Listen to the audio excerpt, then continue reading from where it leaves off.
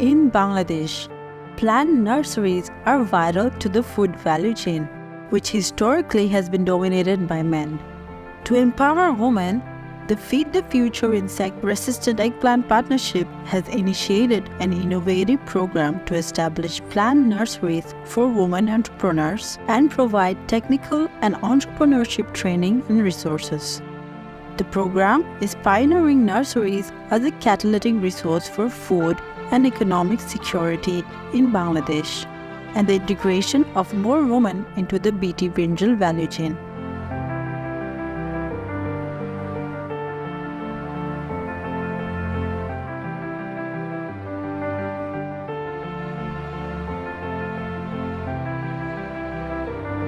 নমস্কার, আমি রত্না বিশ্বাস।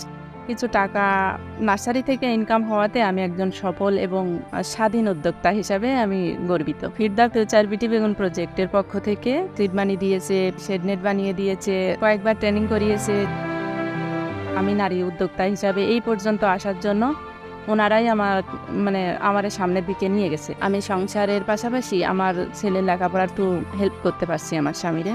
গ্রামে পরিবারে নারী উদ্যোক্তা হিসাবে আমার একটা অন্যরকম সম্মান আছে।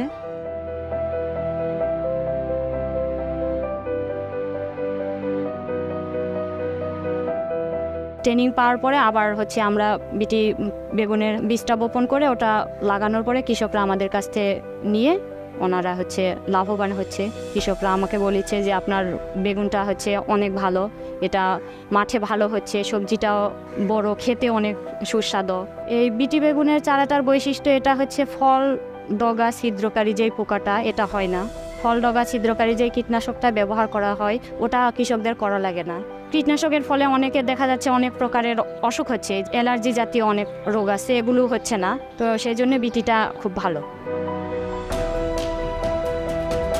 বিটি বেগুনের চারাটা বিক্রি করে আমি কিছু টাকা ইনকাম করছি, লাভ করছি, নিজে একজন স্বাবলম্বী হয়েছি, নিজের পায়ে দাঁড়াইছি।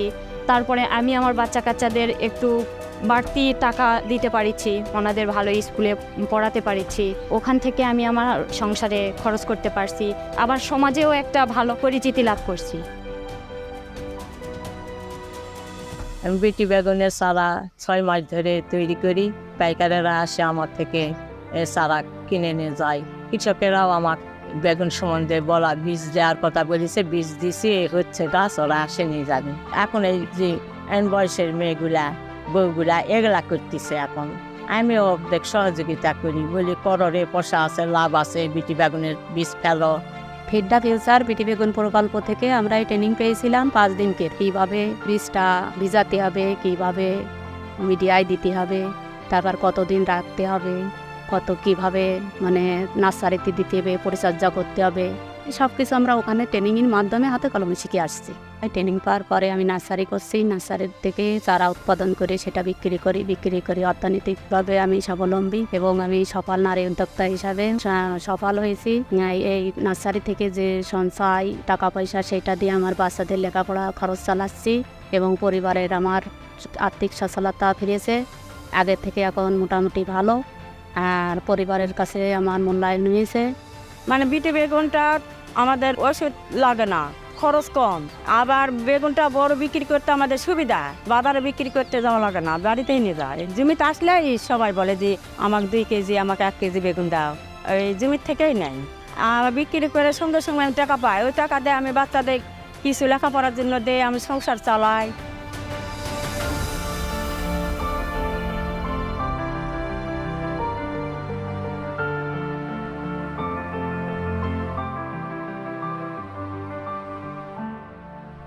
বিটি বেগুন সম্পর্কে আমরা জানছি 2016-তে, তখন আমরাও চাষ করেছি। ডগা ও ফল ছিদ্রকারী মেন যে ক্ষতিকারক পোকাটা ওতে লাগবে না, তাতে আমাদের কীটনাশকের সাশ্রয় হবে, স্বাস্থ্যের কোনো ক্ষতি হবে না বা পরিবেশেরও কোনো ক্ষতি হবে না যদি আমরা ওই কীটনাশক স্প্রে না করি।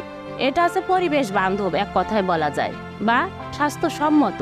এই জন্যে আমরা বিটি বেগুন করার জন্য আগ্রহী। আমরা নার্সারিতেও বিটি বেগুনের চারা দিয়েছি। এখন আমরা হিউজ পরিমাণ বিটি বেগুন দেবো। আমরা চাষিদের সাথে অলরেডি যোগাযোগ করে ফেলেছি।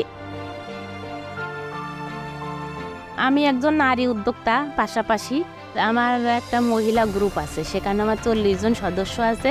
আমরা সব সদস্য মিলে আমরা প্রতি মাসে কিন্তু মিটিং করি এবং এসব বিষয়ে সার্বিক বিষয়ে আলোচনা করি।